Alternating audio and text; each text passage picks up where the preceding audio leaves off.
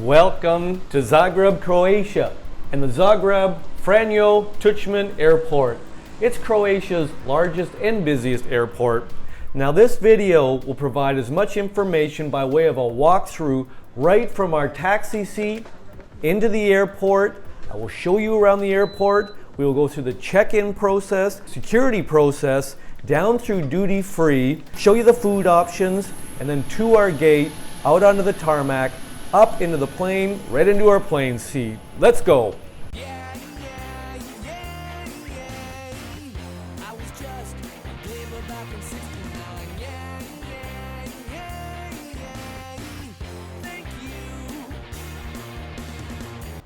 Welcome back to my channel and welcome to the Zagreb Airport in Zagreb, Croatia, the capital of Croatia. Now we just got out of our taxi. It was a Bolt, so I'd advise you to get the Bolt app or Uber app if you're in Croatia. Saves you a lot of money. We're gonna head into the airport here. Now the airport is roughly 10 to 15 kilometers from downtown Zagreb. Takes you roughly 20 minutes if you're in a cab or a Bolt. So there it is, cakes and bakes. That's the place to get some food to eat if you're heading in here, some light snacks. You can see that robot cleaning the floor. Fun to watch. It's going up and down this kind of one corridor here. There's 3 corridors, but this one right here, there's not much in it. There's some people sitting off to the left and some people off to the right eating some of the cakes and bakes. And you can see a TV screen that we've just found out. We are in Zagreb and we're heading to Corfu, Greece. There's a real sheen on that TV screen and it's hard to really get a good picture of it. So take my word for it, we are going with Ryanair. And we're gonna head over here to the main corridor and you can see the information there. So if you have any questions, just head over there. Nice big kind of desk. Now we're gonna look down this main corridor. The B check-in are on the right, the C check-ins are on the left. We know that we're gonna be checking into C1, 2, 3. So that's gonna be over to the left. So when you come in and you see that screen, you're gonna see whatever your flight is and it's gonna kind of go over to the right and you'll see that it's gonna tell you what check-in desk you have to go to. We're flying with Ryanair and we're gonna be in C1, 2, and 3 check-in. So I'm gonna head over here just to show you what this third little corridor area of the airport is. There is a relay if you're looking for some snacks. It's also got some travel information and a couple little electronics kind of things like some cords and stuff that if you need them. So people are getting off out of a bus out there. That's where all the taxis, it's called Kiss and Fly. That's the area out there that they drop everybody off. So there is that other corridor. There's nothing in it. And I'm gonna tell you why.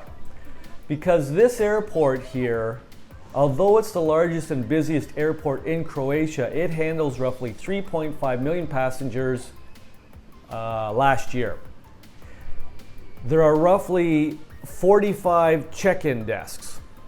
And they're expecting that far corridor that I just showed you that has nobody in it, they're expecting that when the passenger numbers get up to 5 million, they will then put another 30 check-in desks over there for other airlines. Now there's where we're going to be checking in, C1, 2, 3, but I'm going to show you over here on the other side, you've got the B's section also.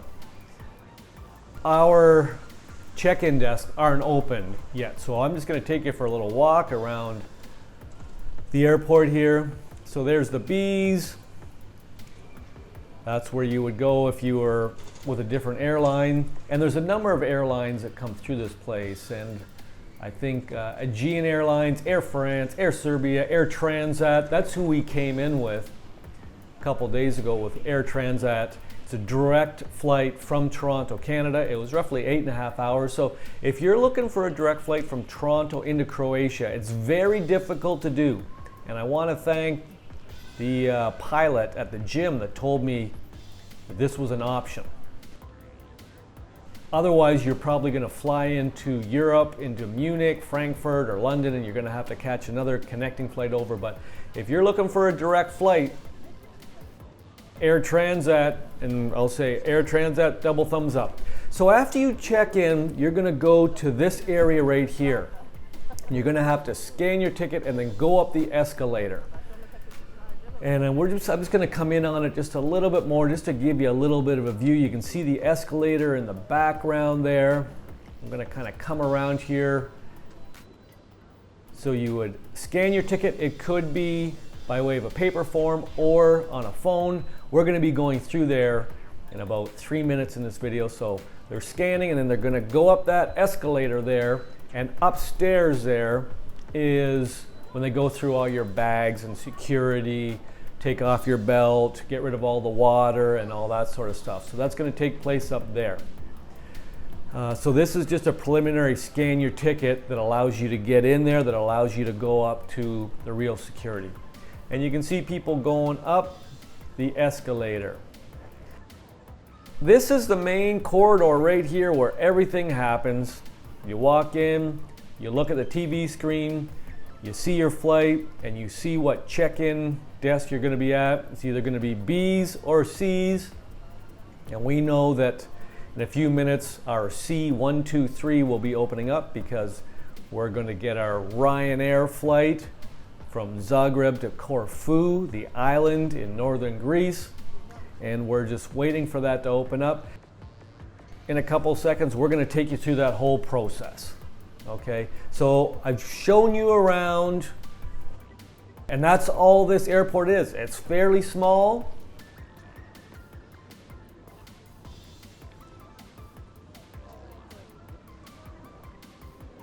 It only had 3.5 million passengers last year, and there it is. So you got B check-in on the left, C check-in on the right.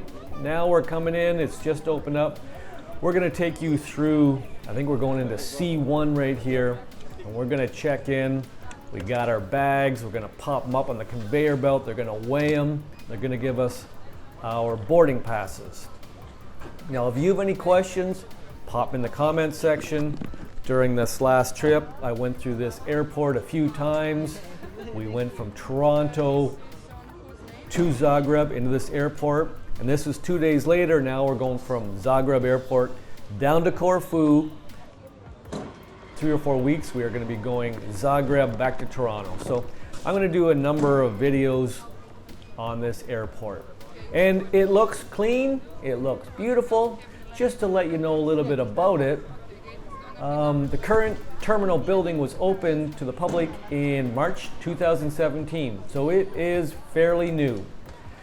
Now, that one corridor over there it has room for a number of more check-in desks, and they also have room for 2 more baggage carousels.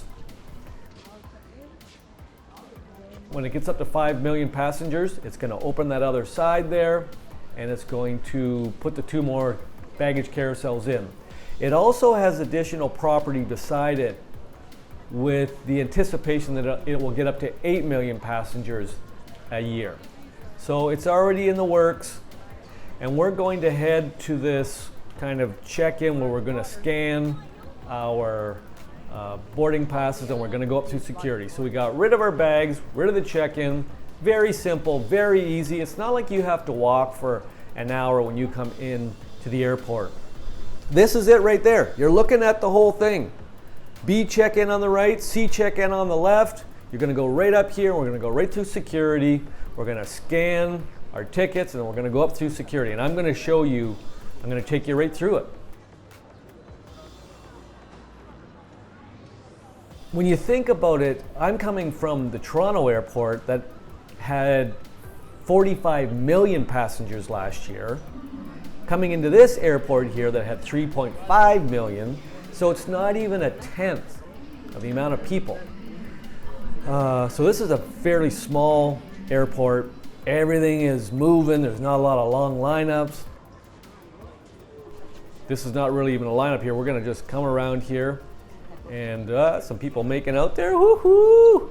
We're going to come around, and we're going to scan our ticket, and we're going to go up And they're going to check through our backpacks, if you had some carry-on, if you had a purse.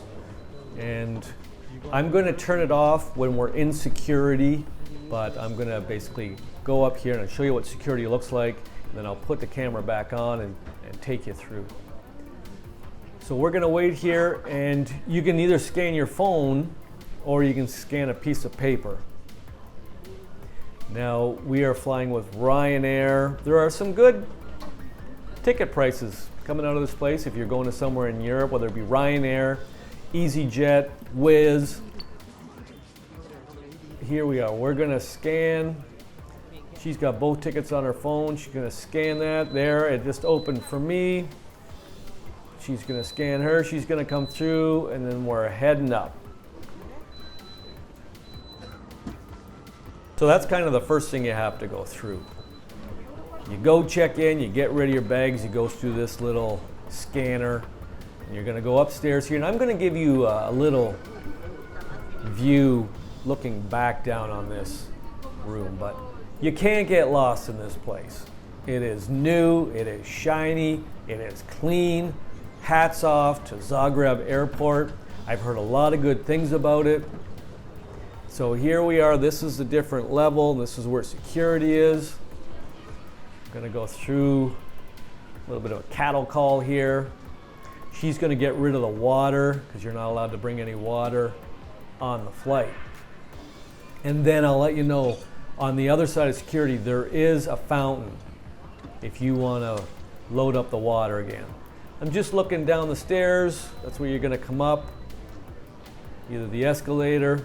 I'm just going to go back over here. So there is an overview up, looking down in that room that we were in. We checked in, and now we're upstairs. So we've gone through security. We got through. We had to take our belt off, take the watch off. Right to the left here is the fountain. There it is. You can kind of see it. She's going to stop and fill up our water bottles. No long lineups. You know, I've got a lot of good stuff to say. Now I know why people like the Zagreb Airport. Because it's new, because it's easy. There's only 3.5 million passengers going through here each year. And as a result, you don't have to walk that far. And yeah, there's no lineups. We are on our way to Corfu, Greece. I think it's an hour-and-a-half flight. We're going with Ryanair. So what we're going to do here is we're going to go down the escalator and we're going to go through the duty free. Now some people love duty free. I'm going to walk through it, just give you a little idea. I was surprised how big it was, how new it is, how it's bigger than I thought it would be. It's cleaner, it's very modern. So we're coming into the duty free here. I'm just going to walk through. I'll stop at a few things. We are not on our way home really or anything like that, so we're not going to be picking anything up because we just got to Croatia a couple days ago.